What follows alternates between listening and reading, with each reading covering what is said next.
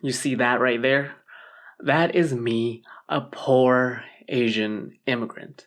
I'm the first one in my family to speak English. And I haven't been as active as I wanted to be on this YouTube channel because I have been making YouTube videos for other influencers, not just any influencers, huge corporations and millionaires. So Peter and I are filming content today.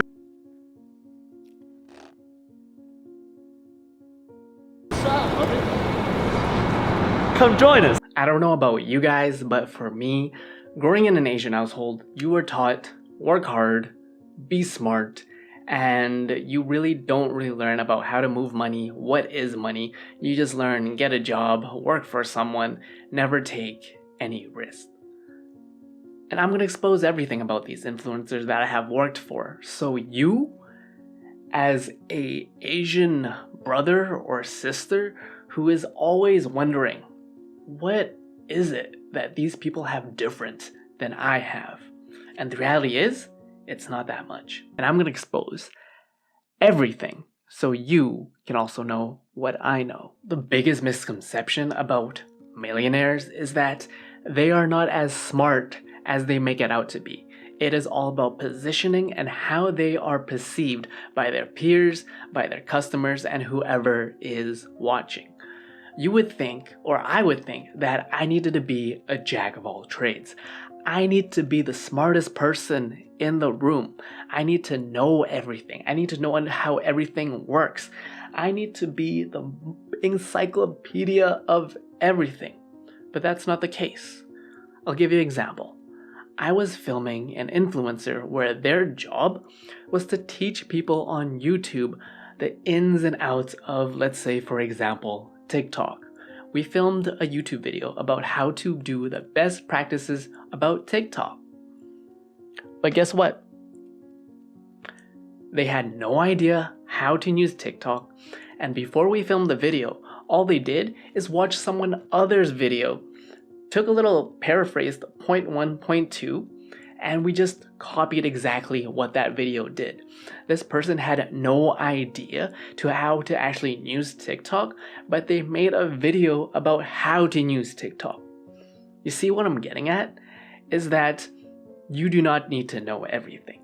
It is all about how do your people, who are you talking to, seem as you're coming off as a piece of authority.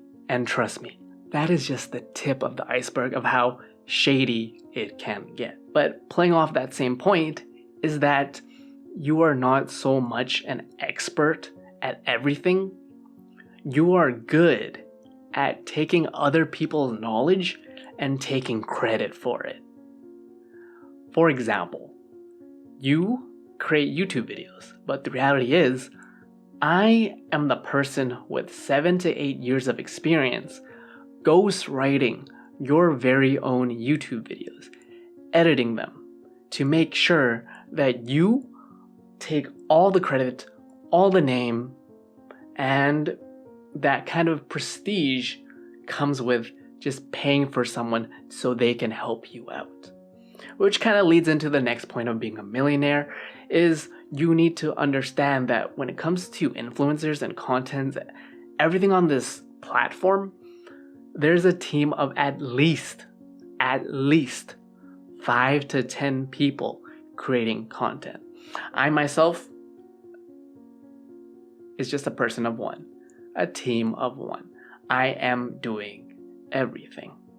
But when I have worked for these huge tech companies and corporations, there's a team of at least 10 people researching the video idea, editing it, and all that person is when it comes to being on camera, they're just the face, keeping a very tight circle.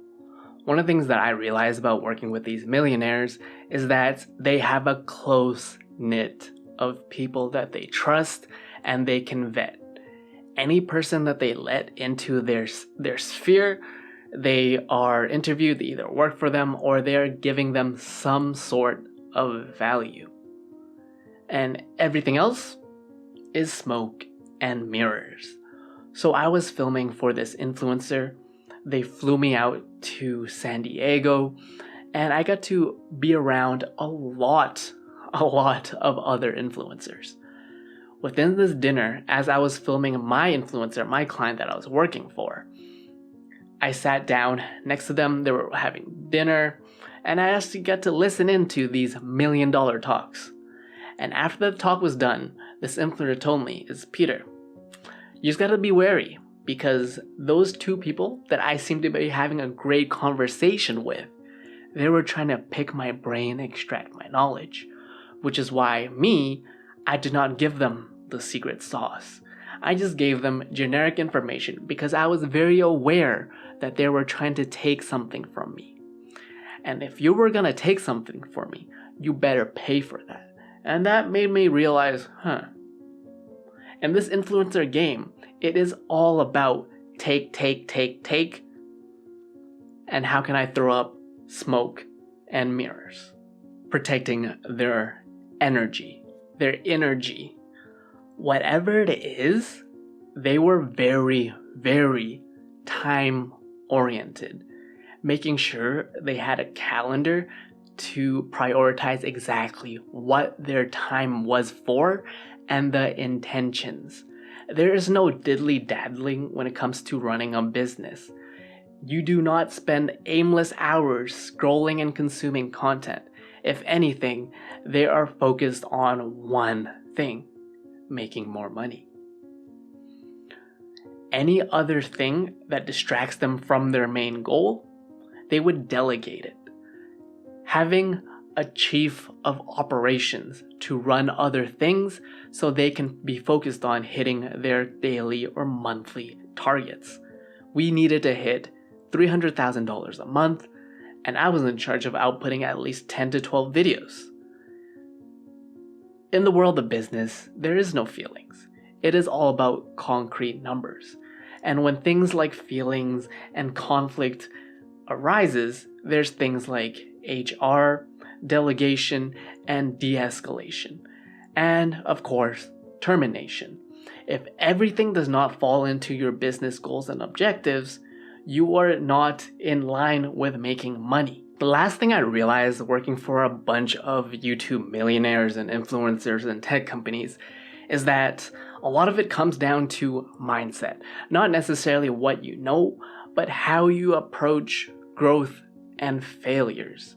Coming from an Asian immigrant background, every time you fail, you are so hard on yourself. You take it really personal. In a millionaire's mindset, a failure is just the fact that you have not reached your max potential yet. You needed to pivot, you need to adjust so you can reach your business goals. It is just that. It is not a reflection of you as a person.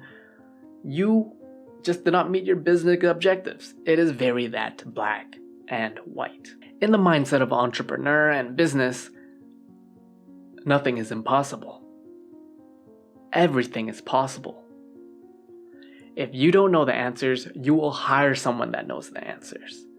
You will use and pay someone's time because you can recoup that, right? The biggest asset to anybody and the differentiator between someone who's poor and someone who is rich is understanding that not everybody needs to trade time for money. Time is your most valuable asset. How many cliches and fake guru videos have talked about that? Because it is true. You got one life. You are giving your time in exchange for money for someone else. And that someone else is already running a business. How do you recoup that? Is you start understanding money as not necessarily something to hoard and just collect. It is a value exchange. How do I give you the most expert knowledge in whatever so I can get my time back? That's all we're doing here. And those were the biggest takeaways when it came to what differentiated someone that was poor, rich, a millionaire, entrepreneur, or not entrepreneur. Am I saying everyone needs to run a business and understand XYZ? Of course not.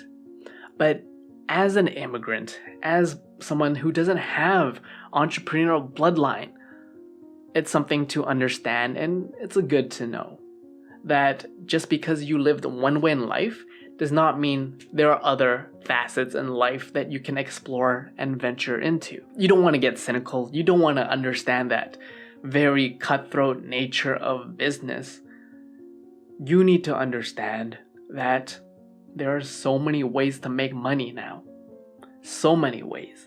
It's also easy to get lost in the sauce, not knowing where you are and looking up to random people that don't really know that much and that's not differentiated from you and I. You'd be surprised. Growing up with immigrant parents, you see them work for 20, 30 years with the same job. Working so hard to only get so little. And there's someone out there, 18, 19 years old on TikTok, making 20 million. Understand this and what makes these two different components, and how can you change your own game for your own faith. You know what I'm saying? F-A-T-E, not F-I-T-H. My name is Peter. You're watching Broke the Habit, where habits are meant to be broken. You dig? You dig?